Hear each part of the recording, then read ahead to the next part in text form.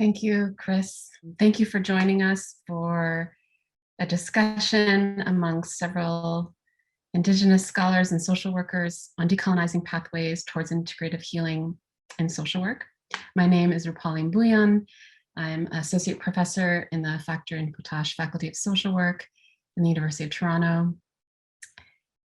Reflecting, moving into today, I was thinking about my parents who are Ahomia and originate in the land of the Brahmaputra River, which is at the foothills of the Himalayas, and who migrated and settled in St. Louis, which is at the confluence of the Missouri and the Mississippi rivers. My own upbringing there was not fully engaged with the many Indigenous peoples that call that territory their home: the Osage, the Sioux, the Sauk, the Haudenosaunee. Although I did have opportunities to learn about the ancient civilization of the Cahokia. Now, as a settler and working at the University of Toronto into Toronto, I'm grateful to acknowledge that this territory has been the traditional lands of many Indigenous peoples, including the Seneca, the Mississaugas of the Credit, the Haudenosaunee, the Petun and Wendat communities. I'm also, as a settler, mindful of and seeking to understand my own responsibility to the territory, keeping in mind the Dish with One Spoon Wampum, the agreement between the Haudenosaunee and Anishinaabes people to care for and peaceably share this territory, and the treaty with the Mississaugas of the Credit River on this territory. I'm also grateful to be co-hosting today with my colleague Ashley Quinn, who I will bring into our conversation and invite you to say hello. Ojo, Kajakwe and Dishnikas, Washashabi and Dodam, Mississauga and Dunjaba. My spirit name is Glowing Ember Woman. My given name is Ashley Quinn, and I am part of the Martin clan, and I'm of Ojibwe and Irish ancestry. Right now, I'm calling in from the unceded and ancestral territories of the Qualicum First Nation, which is on the northern edge of Vancouver Island. Humbly, I'm grateful to be here today. Thank you. Thank you, Ashley. So Ashley and I will play the co-host role today. So at this time, I'm playing the Zoom person. So Ashley, I'm gonna take your image away if that's okay, and then invite Professor Jane Middleton-Maas. So honored that you could join us today. Jane is a fellow colleague here at the University of Toronto, assistant professor in the Factor and Montage Faculty of Social Work. Jane has been central to creating the MSW Indigenous Trauma and Resilience field of study at the University of Toronto, where she teaches intensive courses on trauma and resiliency. She brings over 50 years of experience in consultation, training, community intervention to address multi-generational grief, trauma-informed care, and create positive workplaces, environments, and community interventions. As a faculty member, I'm personally very grateful for the lessons Jane shares with our faculty to inform social work education, and especially in this year of the pandemic where there's so much heightened uncertainty and many of the wounds people are carrying are especially raw. The need to create spaces where people can heal from grief and trauma, but also to honor the capacity for folks to adjust, to adapt, and especially for Indigenous teachings and practices to facilitate healing. So I invite you, Jane. Thank you. Thank you so much, Rupaline. It's my honor and privilege to be asked to welcome all of you to this webinar, to provide some welcoming remarks, and to share a bit about the Indigenous Trauma and Resiliency field of study at the Factor in Montage School of Social Work at the University of Toronto. I want to sincerely thank Rupaline and Ashley and express my gratitude to them for the time and effort it took to bring all of us together today. It was indeed an effort, and I know how much work they put into it.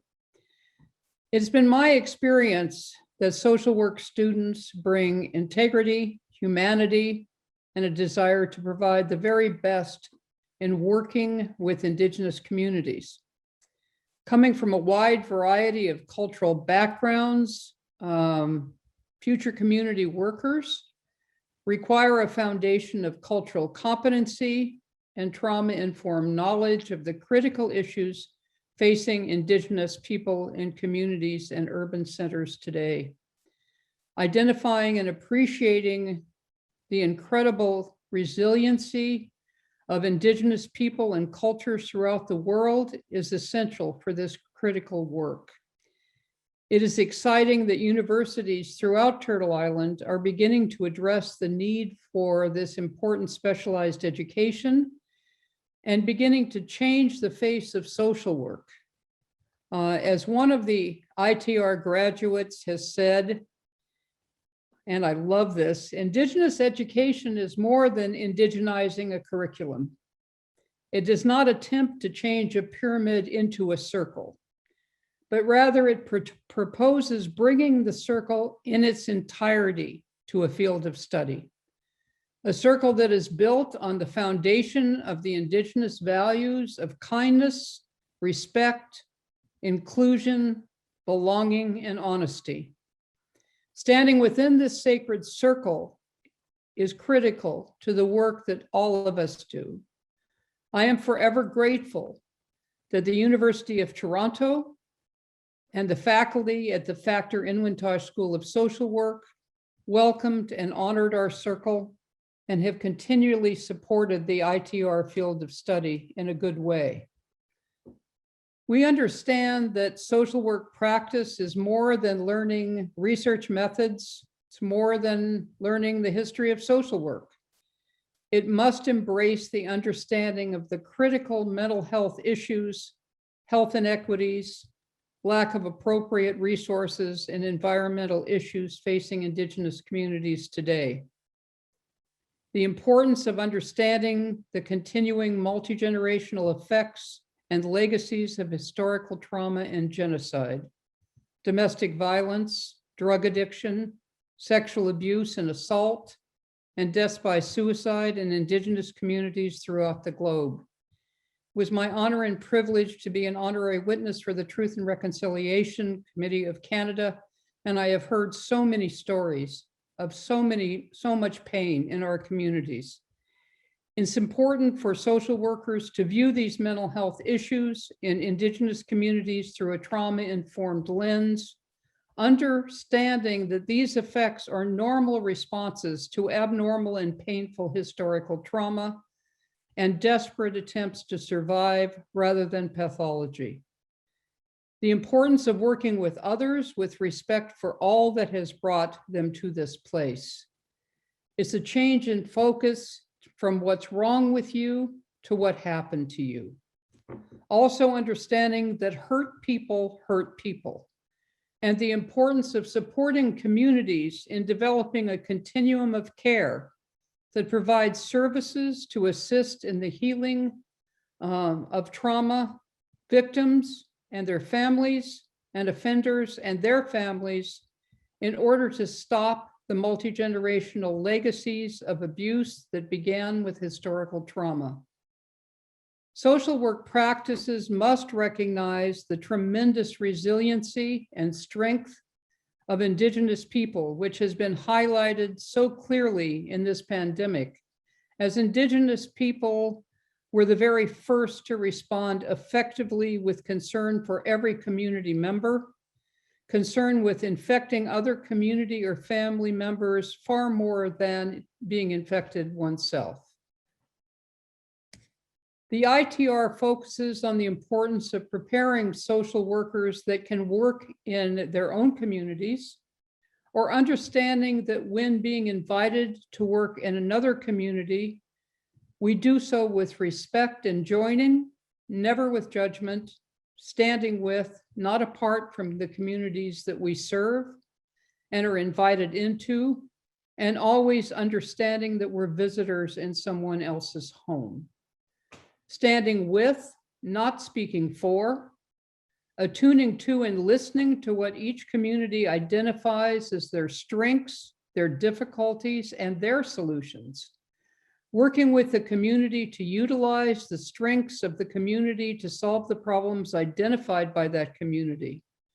Always honoring the protocols, the spiritual and cultural practices, healing wisdom and ways of knowing of that community. The importance of creating a safe environment where individual narratives can be witnessed by others, utilizing the strength of culture, the strength of storytelling, ceremony, family, and community to validate, process, integrate, and move past the effects of unresolved trauma. Cultural competence means learning the wisdom that exists within the culture. Knowledge that has been held for hundreds of years by Indigenous elders in North America and indeed Indigenous elders throughout our globe.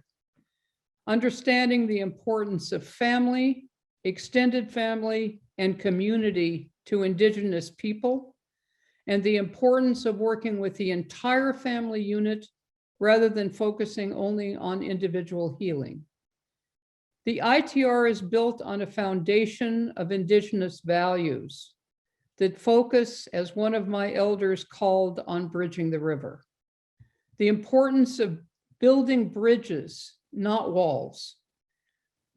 Bridging Western methods of healing and the most current research in neuroscience, interpersonal neurobiology, and effective treatment modalities with Indigenous wisdom, knowledge, and healing practices in North America and throughout the globe.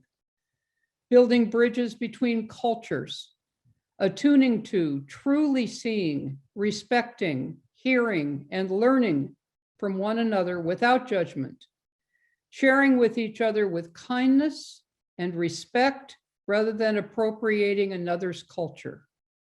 Standing with, standing up, not speaking for another.